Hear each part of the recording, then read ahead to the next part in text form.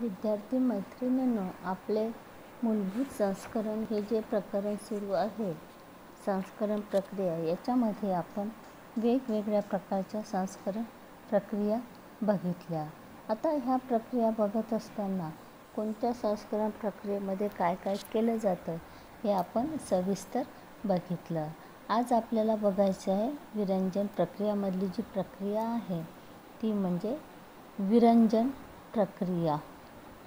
संस्करण प्रक्रिया ज्या विविध प्रकारच्या आहेत त्याच्यामधली ही विरंजन प्रक्रिया जी आहे ही फार महत्त्वाची अशी प्रक्रिया आहे. आता ही जी प्रक्रिया आहे, स्कावरिक प्रक्रियेनंतर विरंजन प्रक्रिया जी आहे ही प्रक्रिया केली जाते. आता विरंजन तंतू, धागा व वस्त्र यापैकी कोणत्याही टप्प्यावर ही प्रक्रिया केली जाते.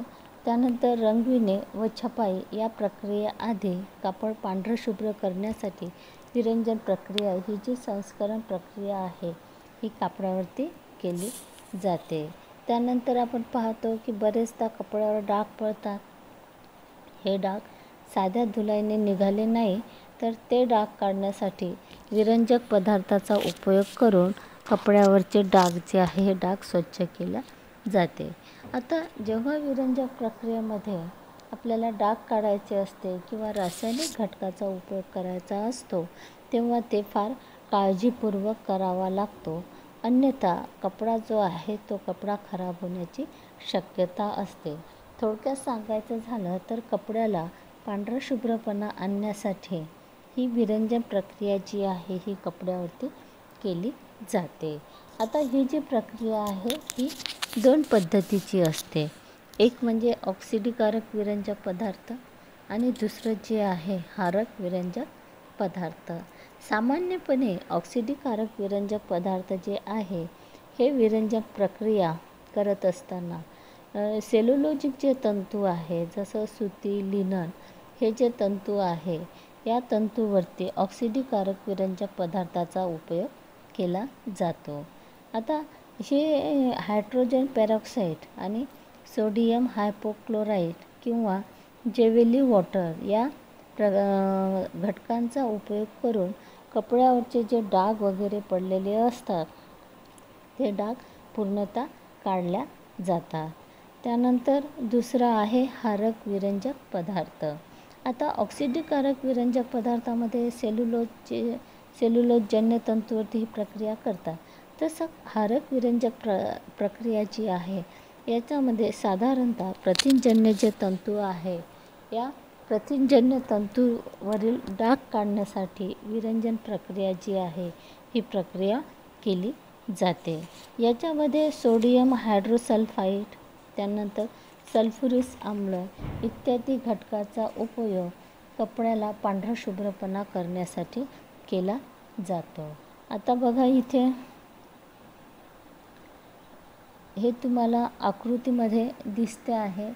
एक पिवळसर पडलेला टॉप आहे. त्याच्यानंतर त्याच्यावरती विरंजन प्रक्रिया केल्यानंतर तो टॉप कशा पद्धतीचा दिसतो हे दुसऱ्या आकृतीमध्ये तुम्हाला दिसते आहे. बघा,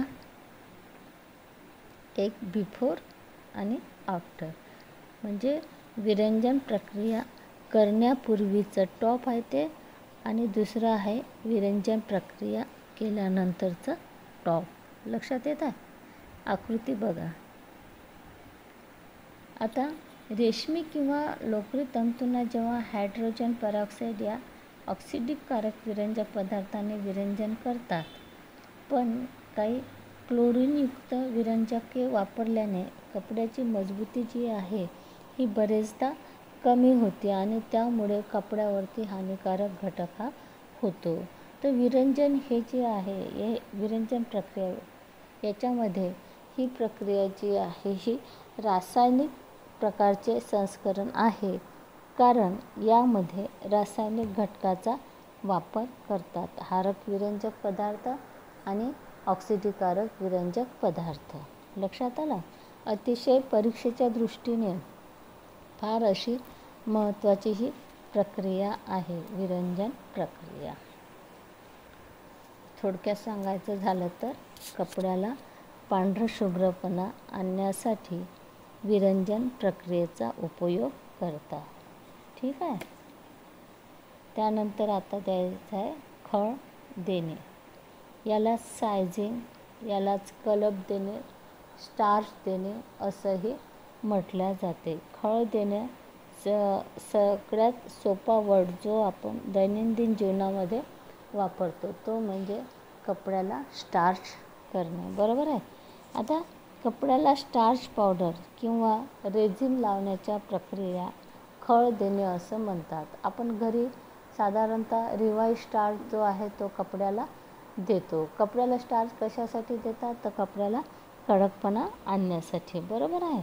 आता ही जी स्टार्चची प्रक्रिया आहे ही ताण्याच्या धाग्यांना विणण्यापूर्वी खळ दिली जाते. म्हणजे ताने आणि बाण्यातून वस्त्रनिर्मिती होत असते.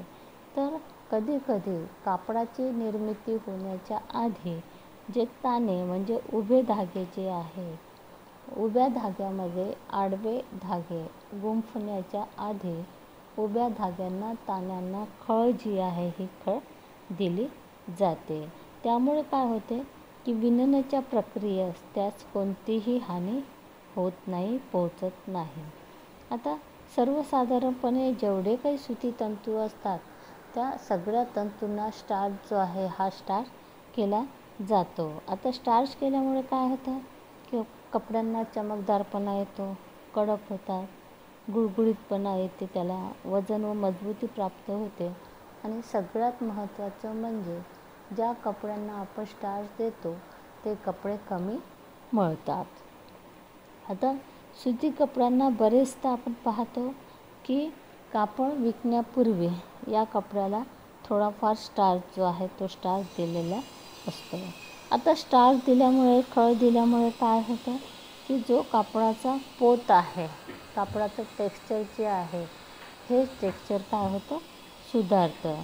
त्याच्यानंतर हलक्या दर्जाचा जर कापड असेल तर त्या कापडाला जास्त प्रमाणात खळ दिल्यास, जास्त प्रमाणात खळ दिली म्हणजे कापड जे आहे हे कापड जास्त कडक होते. म्हणून कपड्याला खळ दिल्यास कपडा जो आहे हा उत्तम क्वालिटीचा असा आपल्याला वाटतो. त्यानंतर बरेचदा जेव्हा कापड विणत असतात तेव्हा कापड विणण्याच्या प्रक्रियेमध्ये वेगवेगळ्या प्रकारच्या विणी ज्या आहेत ह्या विणी विणण्यात येत असतात.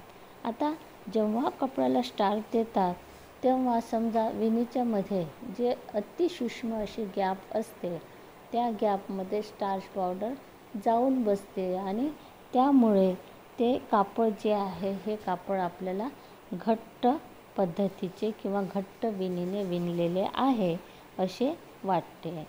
आता बरेचदा काय होतं की ही जी प्रक्रिया आहे ही तात्पुरत्या स्वरूपाची असते. कारण धुलाईमध्ये आपण पाहतो की स्टार्चचे कपडे जर आपण धुतले तर त्या कपड्यामध्ये स्टार्च निघून जातो. म्हणून ही जी प्रक्रिया आहे ही काही परमनंट स्वरूपाची नाही. आता हे संस्करण जे आहे हे संस्करण रासायनिक प्रकारचे आहे. कारण जेव्हा कपड्यांना स्टार्च देतात तेव्हा त्यामध्ये विविध रासायनिक घटकाच्या किंवा विविध रासायनिक पदार्थाचा थर जो आहे तो थर त्या कपड्यावरती देण्यात येतो. तशी परीक्षेच्या दृष्टीने खळ देणे म्हणजे थोडक्यात तुम्ही समजून घ्या की कपड्याला स्टार्च करणे.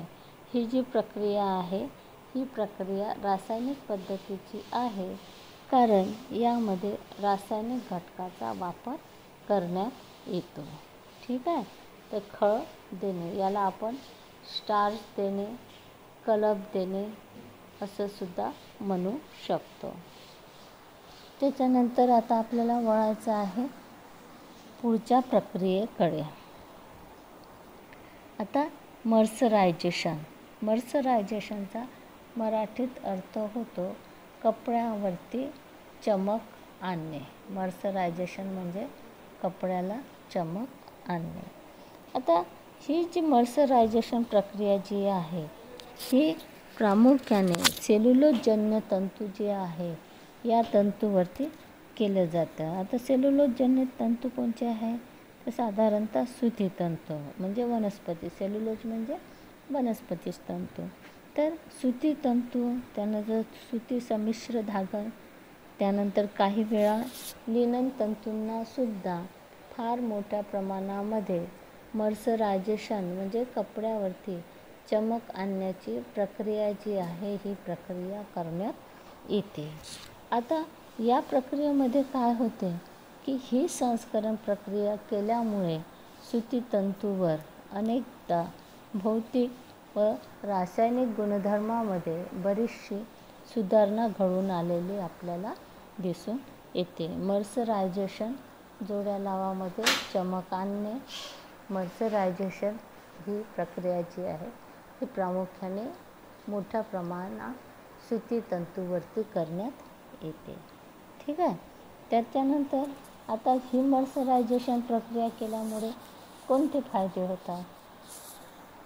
तर याच्यामध्ये आपण पाहतो की मर्सरायझेशन प्रक्रिया कपड्यावरती केल्यामुळे सेल्युलोजजन्य तंतूची चमक, मजबूती, आर्द्रता शोषकता, रंग शोषकता, पोत, लवचिकता हे जे गुणधर्म आहे या गुणधर्मामध्ये खूप जास्त प्रमाणात सुधारणा घडून आलेली आपल्याला दिसून येते. त्याच्यामुळे मर्सरायझेशन प्रक्रिया जी आहे ही प्रक्रिया जेव्हा कपड्यावरती केली जाते तेव्हा फार मोठ्या प्रमाणात चांगले बदल जे आहे हे बदल सुती कपड्यावरती घडून येतात.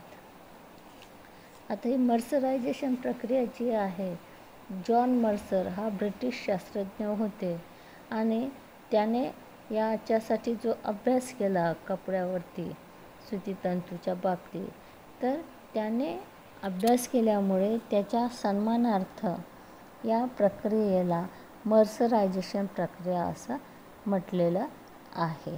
आता काय आहे ही प्रक्रिया? तर याच्यामध्ये मर्सरायझेशन प्रक्रियेमध्ये काय होतं की सुरुवातीला तंतू जे आहे किंवा पूर्ण कापड जे आहे हे कापड पाण्यात भिजवलं जातं.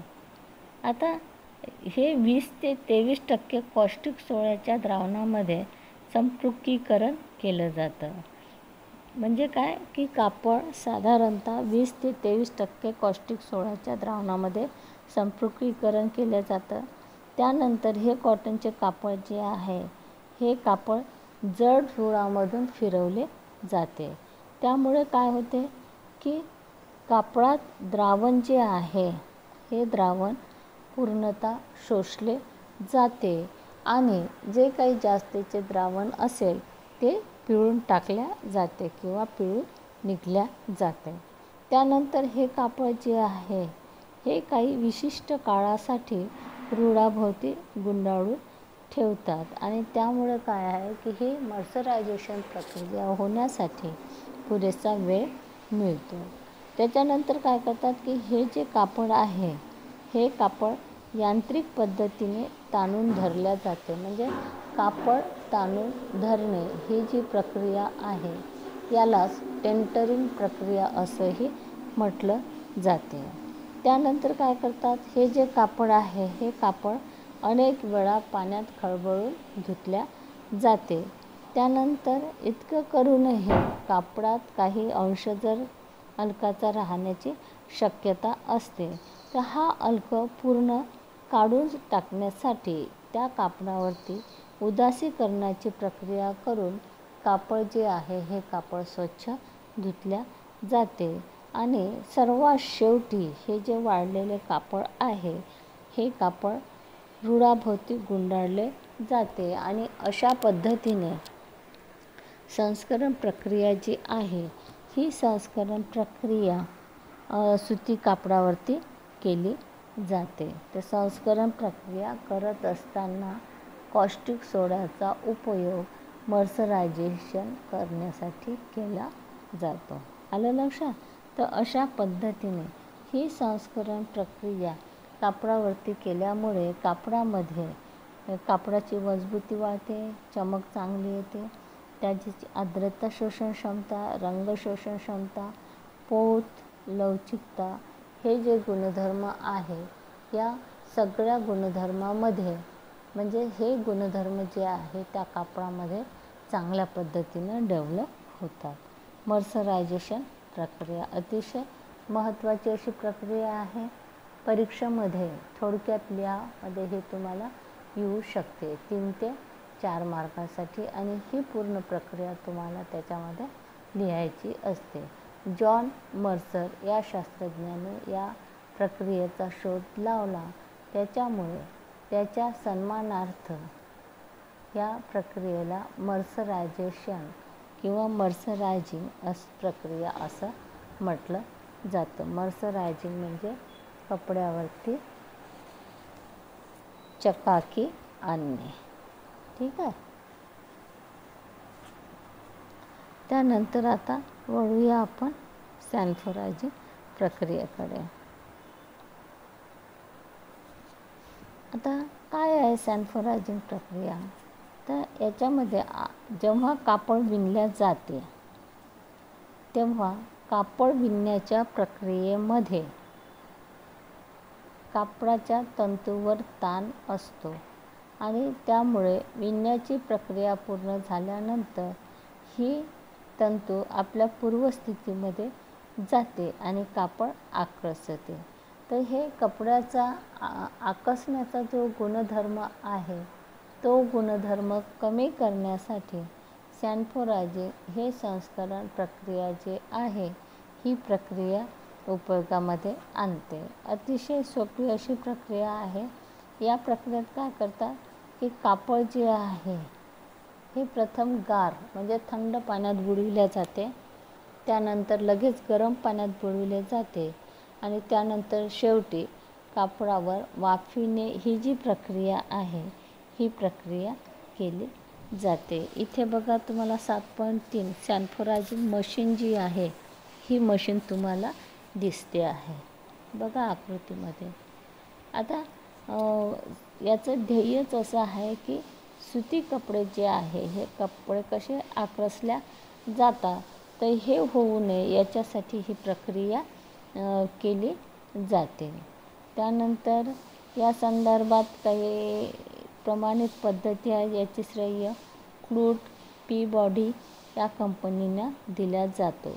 आता सॅनफोरायझिंग हे व्यापारी नाव तेव्हा रूढ झाले होते, पण आता संस्करण केलेल्या वस्त्रांना प्री श्रंक, फुल्ली श्रंक किंवा श्रिंक प्रूफ असे जे लेबल आहे हे लावले जाते. सॅनफोरायझिंग म्हणजे कपडा आकसू नये यासाठी कपड्यावरती करण्यात येणारी प्रक्रिया. ठीक आहे. आता हे सॅनफोरायझिंग मशीन आहे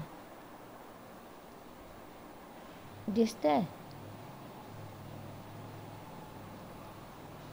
या मशीनमध्ये ही सॅनफोरायझिंग प्रोसेस केली जाते.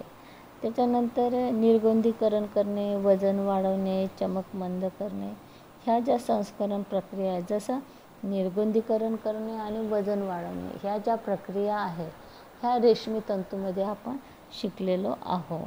त्याच्यानंतर चमक मंद करणे याच्यामध्ये जे कृत्रिम तंतू आहे या कृत्रिम तंतूमध्ये कपड्यावरचे जी चमक आहे ही चमक कमी करण्यासाठी टायटॅनियम डायऑक्साईड या घटकाचा उपयोग जो आहे हा उपयोग करण्यात येतो. ठीक आहे. चला आता पुढे वळूया. पुढची प्रक्रिया जी आहे ती म्हणजे कॅलेंडरिंग प्रक्रिया. आता कॅलेंडरिंग ही जी प्रक्रिया आहे ही जेवढे काही मानवनिर्मित तंतू आहे सर्व नैसर्गिक आणि मानवनिर्मित अशा दोन्ही पद्धतीच्या कपड्यांवरती केली जाते. आता लोकरी कपड्यावरती जी ही प्रक्रिया केली जाते तेव्हा त्याच्यासाठी कॅलेंडरिंग हे नाव न वापरता प्रेसिंग ही संज्ञा जी आहे किंवा हे नाव जे आहे हे वापरलं जातं. आता या प्रक्रियेमुळे काय होतं की कापड जे आहे हे कापड चांगल्या म्हणजे जर चुरगळलेल्या स्थितीत असेल तर ही प्रक्रिया केल्यामुळे कापड जे आहे हे कापड चांगलं होतं. म्हणजे कॅलेंडरिंग म्हणजे एक प्रकारे तुम्ही असं समजू शकता की कपड्यांना प्रेस करणे. ठीक आहे. आता कशा पद्धतीनं होते ही प्रक्रिया, तर इथे तुम्हाला दिसत आहे कॅलेंडरिंग मशीन. काय आहे कॅलेंडरिंग मशीन? या संस्करण प्रक्रियेमध्ये हे जे कापड आहे ज्याच्यावरती कॅलेंडरिंग प्रोसेस करायची असते, हे कापड जड रुळामधून फिरवले जाते. या रुळांना कॅलेंडर असं संबोधल्या जाते. आता या संस्करण प्रक्रियेमुळे काय होते की कापडाचा जो पृष्ठभाग आहे हा नियमित व गुळगुळीत अशा पद्धतीचा बनवला जातो. त्याचबरोबर त्याला चमक जी आहे ही चमक प्राप्त होते. या कॅलेंडरिंगची जी तुलना आहे ही इस्त्रीसोबत केली जाते.